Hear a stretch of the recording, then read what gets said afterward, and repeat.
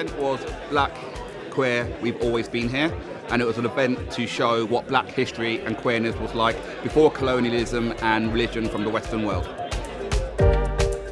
Homosexuality was a standard thing.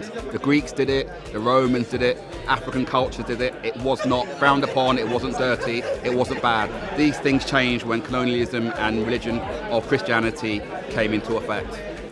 And when we often talk about African culture as a kind of site of where we can see sort of homophobia or transphobia, and to think about the history of where that comes from, so really putting that in relief against the kind of larger history of colonialism, and really kind of wanting to challenge the audience to move beyond this sort of simplistic binary of Africa being sort of repressive and regressive in many ways, and sort of Europe or the global north being a kind of site of liberation, which I think is not the case anyway. And just thinking about where that kind of homophobia or transphobia historically comes from.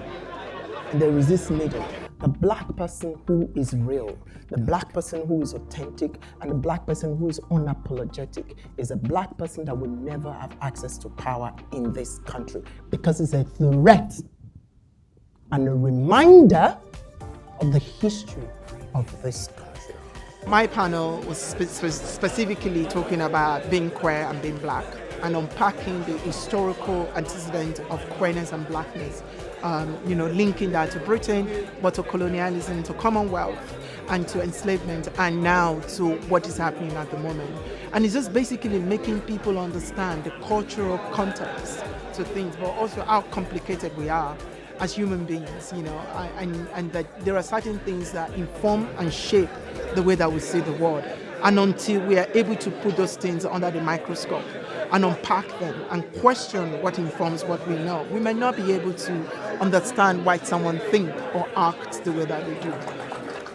Tonight was about bringing together black voices and giving them the space and the platform, because we know that queer black people don't get the space they need to share the challenges that they face, both in our industry but more wider in the community as well.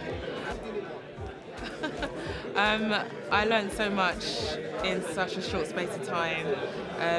Being an ally, I feel like it's equipped me to be able to speak up more and be more of an advocate. BC said that he didn't like the word allyship. It was disruptors. Co-disruptors. Queer black people and brown people across the globe need to feel empowered. They've been disenfranchised, dehumanised, fetishised for centuries, and this history solidifies their role and their place.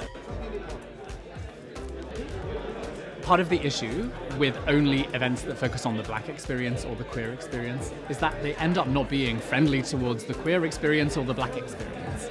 The magic of events like this is that we use the lens of intersectionality to make sure that events really think about the human behind the demographic.